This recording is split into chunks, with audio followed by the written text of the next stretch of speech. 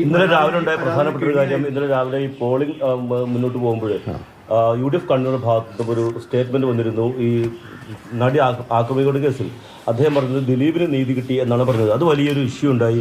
അത് പിന്നീട് KPCC president തന്നെ അത് പാർട്ടിയുടെ നിലപാടല്ല എന്ന് പറഞ്ഞുകൊണ്ട് തള്ളിക്കളയുകയും ചെയ്തിരുന്നു. പക്ഷേ ആ ഒരു പ്രസ്താവന അത് വലിയൊരു ക്ഷീണം എന്നുള്ള സംഭവിച്ചിട്ടുണ്ടോ? UDF വന്നിട്ടുണ്ടോ? അത് പോളിങ്ങിനെ ബാധിച്ചിട്ടില്ല. പക്ഷേ പ്രസ്താവന വളരെ നിരുത്തരവാദപരമായി എന്നുള്ള കാര്യത്തിൽ തർക്കമില്ല.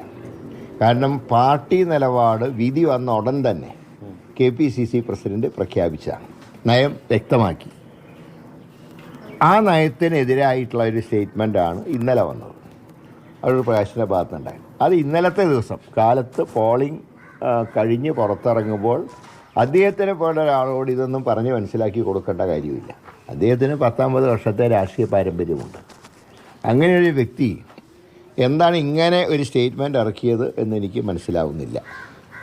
ഏതായാലും അത് വളരെയധികം പ്രയാസങ്ങൾ ഉണ്ടായി സമൂഹത്തിൽ.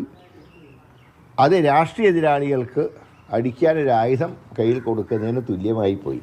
പക്ഷേ എങ്കിലും അതൊന്നും ഇലക്ഷനെ ബാധിക്കില്ല. കാരണം ഇന്നലെ പോളിംഗ് ബൂത്തിലേക്ക് നീങ്ങിയവരൊക്കെ ഒരു തീരുമാനം എടുത്തിട്ടാണ് നീങ്ങിയത്. അതിനെ കവർ ചെയ്യാനുള്ള ഒരു അഭിപ്രായമൊന്നുമായിട്ട് എനിക്ക് തോന്നിയിട്ടില്ല.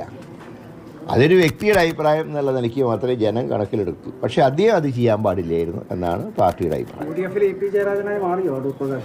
അല്ല, ഞാൻ പറയാം, UDF എന്ന് പറയുന്ന ഒരു സംവിധാനത്തിൻ്റെ യോഗങ്ങൾ വിളിച്ചു കൂട്ടുന്ന ഒരു പ്രധാന ജോലിയാണ് കൺവീനർക്കുള്ളത്. പാർട്ടി കാര്യങ്ങൾ അഭിപ്രായം പറയേണ്ടത് KPCC പ്രസിഡൻറ്റിനെയാണ്.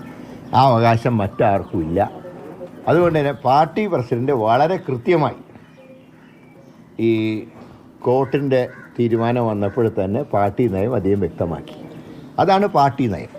കൂടുതൽ വ്യക്തമായത് ഈ അതിജീവിതയുടെ പരാതി അത് KPCC ആയി നൽകിയത് പാർട്ടി കൊടുക്കാനായിരുന്നു എന്നുള്ളതാണ് അദ്ദേഹത്തിന്റെ സ്റ്റേറ്റ്മെന്റ്. അതിനുള്ള പ്രതികരണം അല്ല, അദ്ദേഹത്തിന് കിട്ടി, അദ്ദേഹം നേരെ DGPക്ക് ഫോർവേഡ്. അല്ല, ആ പരാതി പോലീസ് കൊടുക്കാതെ ആദ്യം പാർട്ടിക്ക് നൽകിയത് അതിജീവിത നൽകിയത് അത് അല്ല, അത് പ്രസിഡന്റിന്റെ അഭിപ്രായം പറഞ്ഞല്ലോ. അതാണ് പാർട്ടി അഭിപ്രായം.